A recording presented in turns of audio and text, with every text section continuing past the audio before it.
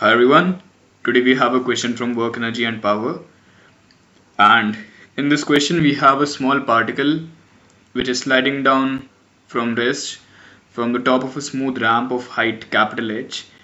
We need to find this small h in terms of capital H for which the horizontal distance or the range is maximum.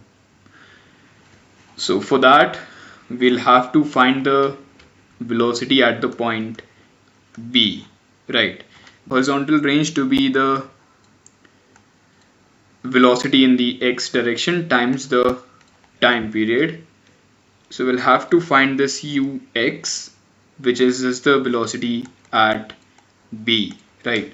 And the time period will be root 2 small h by g. So the velocity of b can be evaluated by energy conservation. So we have the change in kinetic plus change in potential energy as 0, right? Because of the work done by the non-conservative force is 0 due to the lack of any frictional or the resistive forces. So we have the final kinetic energy as half mv b squared and the initial being 0 minus mg times h minus h. This is the decrease in the potential energy when the ball will or the small particle will be vertically displaced. So we get the final velocity at b as root 2 g h minus h.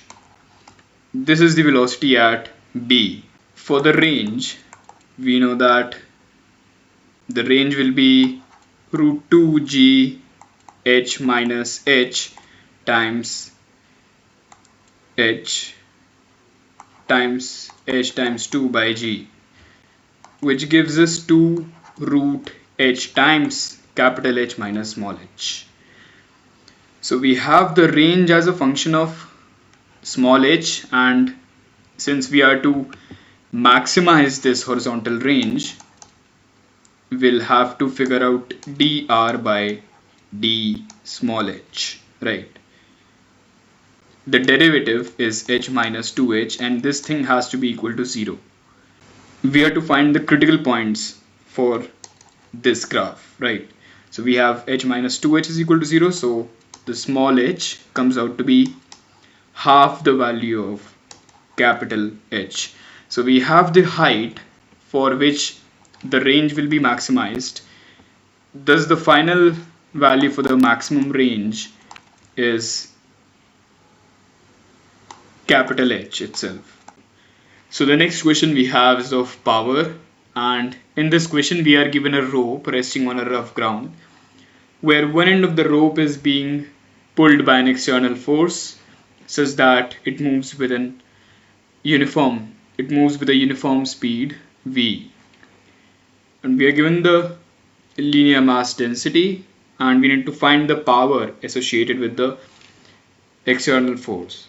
Now there is one assumption in this question that the rope is not slipping on the ground. We have sufficient friction present with us. We can do it for the force being dp by dt, or having a shortcut here, we know that power is the rate of doing the work, and from the work energy theorem we know that the work done is the change in kinetic energy. So we get the power as the rate of change of kinetic energy, right?